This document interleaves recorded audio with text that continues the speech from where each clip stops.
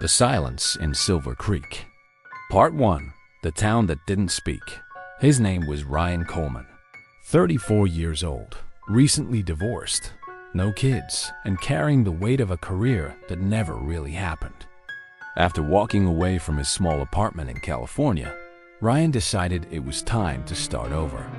Not for the third or fourth time, but for the last. He'd run out of patience with the world. That's why he took the weird job, a handyman position at an old auto shop in a place called Silver Creek, Arizona. The listing popped up on some obscure forum with barely any information, a low salary, and no one to call. But Ryan didn't care anymore. He just wanted to get away. From people, from questions, from everything. Silver Creek was barely a dot on the map. When Ryan arrived, after hours of driving through dry, empty roads, he could hardly believe places like that still existed in the U.S. dusty streets. Houses far apart, little stores that looked like they'd been closed for decades. But the strangest part wasn't how old the town felt. It was the silence. A silence that didn't feel natural. Not the peaceful kind, like a quiet morning or an empty highway. This was something heavier. It pressed on your ears like the air itself was thicker than normal. And the people, they spoke quietly, really quietly. Even standing just a few feet away, folks would only murmur, like they were always in a library or a funeral. When Ryan tried to greet an old lady outside a store, she just smiled and lifted a thin finger to her lips, asking for silence. He figured it might be some local custom, one of those small town quirks. But it left him uneasy. On his first day at the shop, he met the owner, a wiry, gray-haired man named Mr. Holloway. He also spoke in near whispers and seemed uncomfortable when Ryan answered in a normal tone of voice. "You'll get used to it," Holloway muttered, avoiding eye contact. "It's safer that way." Safer how? Ryan wanted to ask, but something told him not to push it. So he worked in silence, cleaning rusty tools and organizing the shelves, trying to ignore the knot in his gut. That night, Ryan stayed in a small rented room above the shop. No TV, no Wi-Fi. His phone barely had signal out there in the desert. All he had was the soft hiss of wind brushing against the windows. And then the noise came. Faint, but real. A scratching sound, like claws on wood. Or maybe metal being scraped, slowly. Then a click, as if someone or something was testing the back door of the shop. Ryan crept downstairs, the old floor groaning beneath his feet. He grabbed the flashlight and crossed the dark garage. When he got to the back door, the beam of light caught something strange. Claw marks, some old, some fresh. Like someone had been trying to get in. He threw the door open, but found only the still desert outside. No wind, no sound, no life. But as he turned to go back inside, a chill ran down his spine. There was something written in the dust on the window, traced by thin fingers. Silence. Ryan slammed the door shut and locked it. Maybe it was a prank, maybe local kids. That was possible. But that night, when he finally drifted off to sleep, he dreamed of voices. Dozens of them, all whispering at once in a language he didn't know. High-pitched, unnatural, all repeating the same word over and over. Silence, silence, silence. And that was only the beginning. Part 2. Voices in the Dust. The next morning, Ryan woke up with a dry throat and the lingering feeling that something was still watching him from outside the window. The sky was veiled in thin desert dust, and the sun rose slow and pale over the red hills. He walked down to the garage and found Mr. Holloway already there, sitting in his squeaky office chair with an old newspaper in his hands. The man didn't even look up. He just gave a small nod, the same quiet, wordless greeting from the day before. Ryan hesitated for a moment, then finally asked, "Did you see anyone around here last night?" There were marks on the back door. Someone tried to get in. Mr. Holloway looked up briefly. His eyes seemed older than they had the day before. He let out a quiet sigh, more like a breath of resignation than surprise, and whispered, "If you heard something, stay quiet. If you saw something, forget it, and never, ever scream." It sounded less like advice and more like a warning. Later that day, Ryan decided to walk through town. Silver Creek still didn't feel real. It was too still, too distant, like it had been cut off from time itself. He stopped at the pharmacy and tried to talk to the woman behind the counter. He asked if there was a grocery store nearby, or maybe a place to eat, since there were no delivery services out here. She stared at him for a moment. Then, without a word, she turned around, grabbed a notepad, and wrote, "We don't talk much around here. It's safer." Ryan just stared at the paper. This wasn't some cultural quirk. This was fear. Outside, he passed 3 teens sitting on the curb, playing silently with rocks. No laughter, no yelling, just the soft sound of pebbles clicking together. One of them, a little girl in a dusty yellow dress, looked at Ryan. Without standing, she pointed at him, then raised a finger to her lips. Shoo ... Something was deeply wrong here, and Ryan knew it. That evening, back at the shop, he decided he couldn't just accept it. He needed answers. Upstairs in his room, he locked the windows and turned on his phone. Barely a signal, but enough to do a few searches. He looked up anything about the town. Silver Creek, Arizona. Almost nothing. Just a short entry on an old blog that mentioned a mining accident nearby in 1971. It talked about a structural collapse and some kind of unusual acoustic phenomena. No details. No follow-ups. No names. Whatever happened out here, someone had tried hard to erase it. Ryan's stomach tightened. He wasn't sure if it was paranoia, sleep deprivation, or just isolation. But something was telling him he wasn't alone in that room. And then he decided to do something reckless. He walked to the window, made sure the door was locked, took a deep breath, and shouted, "What the hell is going on in this town?" His voice echoed through the room, loud, clear, and then silence. Not just quiet, but absolute, unnatural silence. The wind stopped. The electrical buzz in the air vanished. Even the sound of his own heartbeat faded. Then, across the room, the old radio turned on by itself. No station. Just static. But underneath that static, a voice. Low. Deep. Barely audible. It said, "You spoke. We heard." Ryan lunged forward and yanked the plug from the wall, the radio going instantly dead.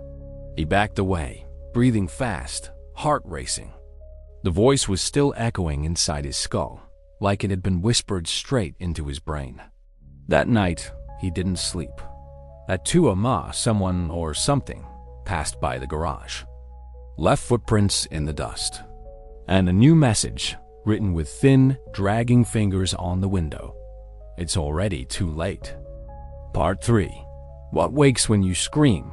The next morning, Ryan looked like he'd aged 10 years overnight. Pale, eyes sunken, hands shaking slightly as he poured himself a glass of tap water. He hadn't slept. He'd spent the whole night sitting on the floor with a screwdriver in his hand, listening for every creak, every shift in the air, but nothing came. No more scratching. No more voices. Just silence. Heavy and waiting.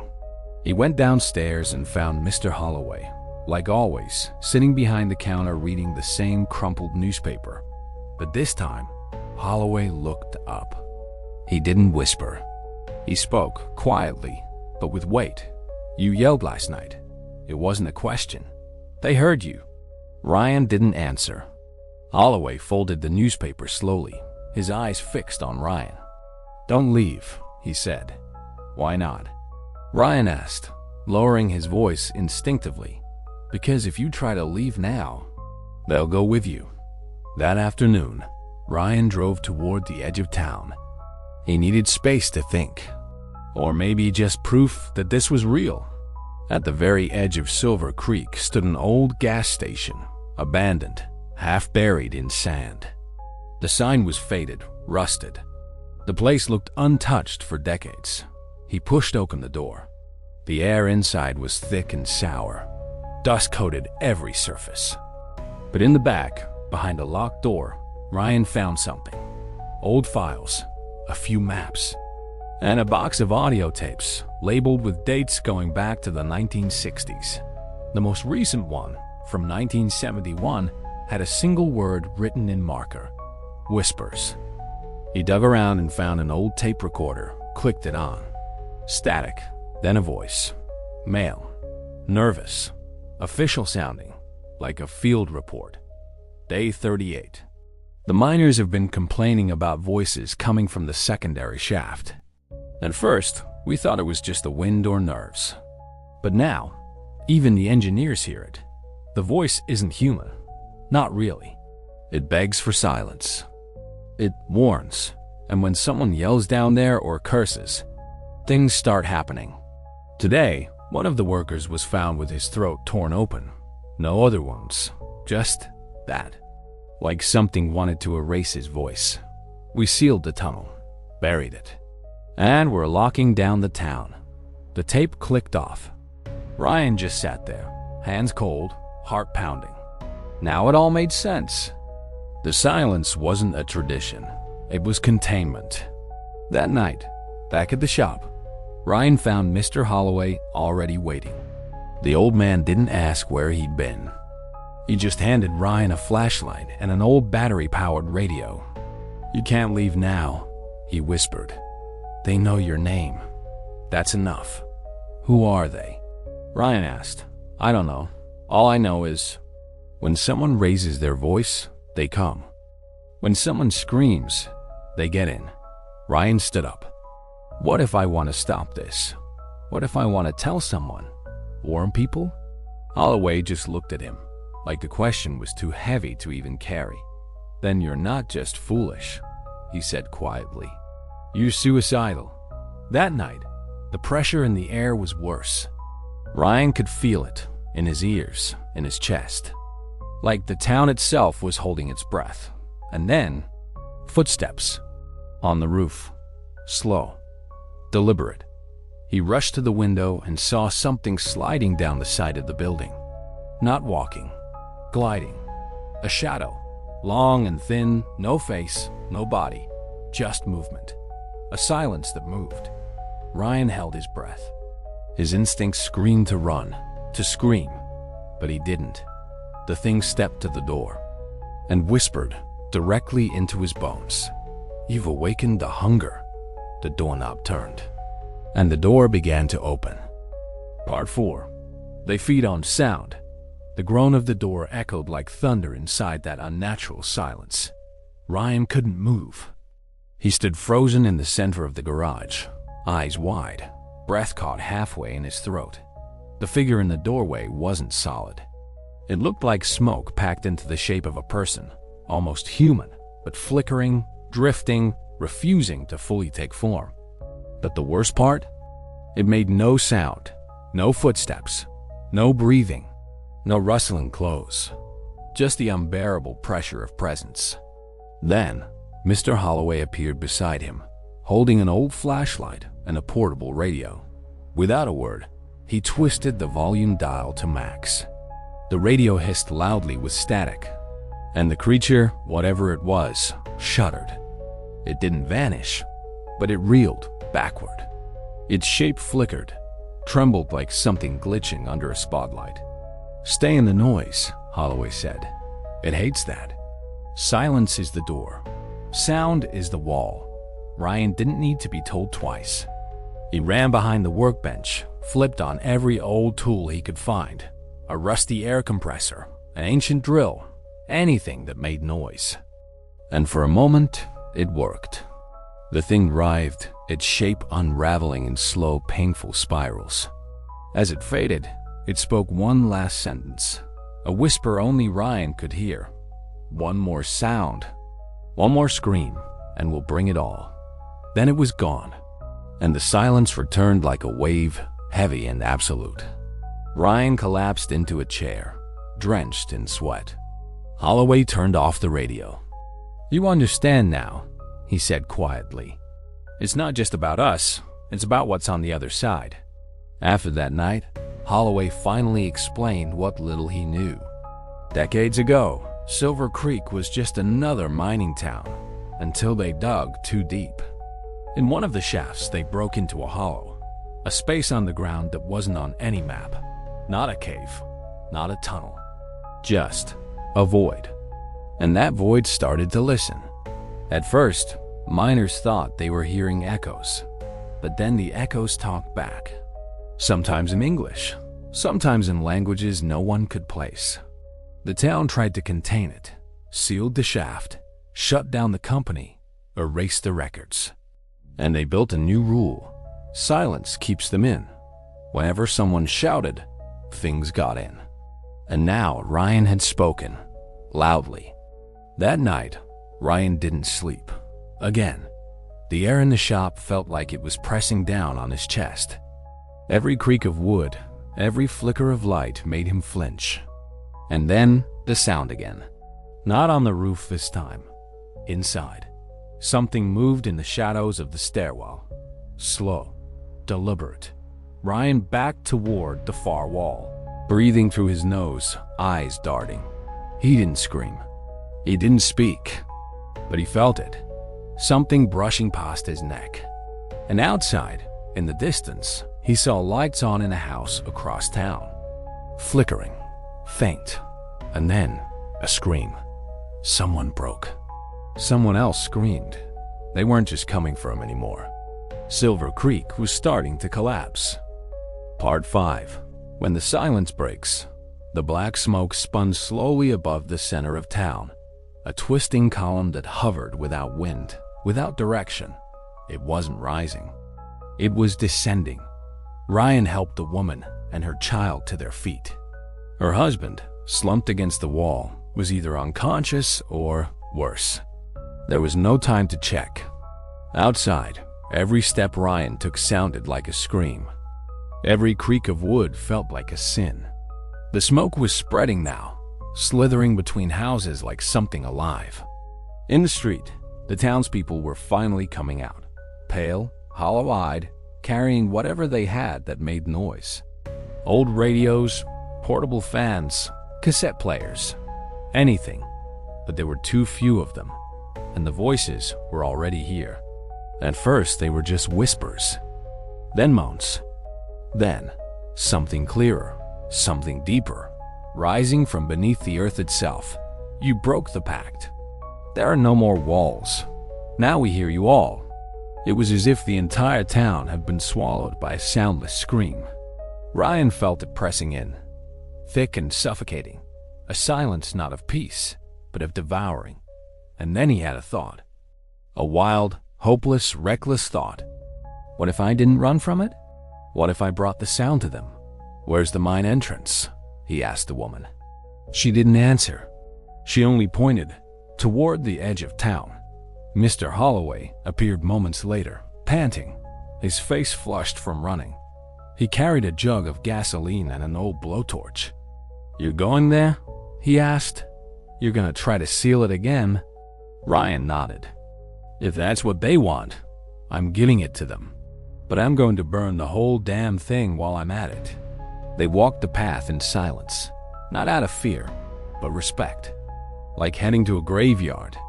The mine entrance sat at the edge of a red rock hill, cracked open like a wound in the earth. The barrier that once covered it had been blown apart from inside. It pulsed faintly, like something breathing. Ryan stepped closer. The air was thick, bitter. And from the depths of the tunnel came that horrible, broken sound. Not a voice, not an engine, something in between. And behind that sound, whispers. Dozens, hundreds, all saying his name. Ryan unscrewed the cap on the gasoline. He didn't hesitate. He doused the walls, the floor, the rocks, flicked the blowtorch to life. Then, at the entrance of the mine, he yelled with everything he had left. You want noise? Here's your noise. And he tossed a flame. The explosion was fast, brutal, smothered by sand and silence. The fire roared up into the black spiral above, and for the first time, the smoke screamed. A sound like metal tearing, like radios breaking, like 100 voices choking on their own echoes. The smoke reeled, spun, buckled, and pulled back. The mine began to collapse. Ryan was thrown backwards, the air knocked out of him. But he saw it, saw the smoke coiling, shrinking, like a wounded animal. Not gone, but retreating. When he came to, the sun was rising. Silver Creek was nothing but a husk. Empty houses, cracked windows, smoke hanging in the sky like an old bruise. No sign of Holloway. No sign of the woman or the child. Most of the town had simply vanished. Ryan stood at the edge of what had been the mine. There was no more whispering, no more movement, but the silence still held him like a noose around his throat. And he knew this wasn't over. Not really. Final. No records of departure weeks later.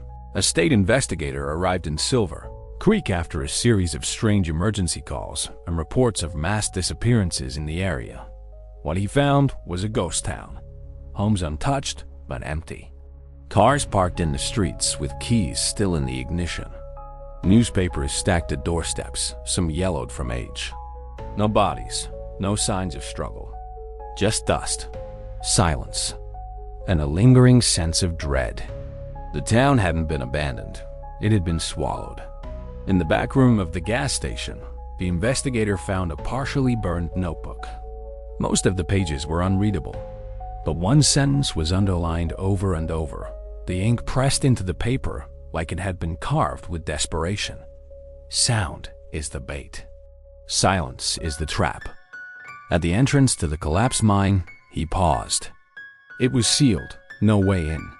But when he leaned close to the rocks, he thought he heard something. Not wind, not shifting stone. A whisper. Maybe dozens of them. Maybe none at all. He backed away. The final report was filed as unexplained community evacuation. No residents were ever located. No official record of anyone leaving the town exists. Silver Creek still appears on maps, but no one answers the phone. No one returns letters, and no one is seen going in or out. If you ever find yourself driving through the Arizona desert and stumble across a silent town with empty streets and paper in the windows, don't call out, don't knock, don't speak. They're still listening.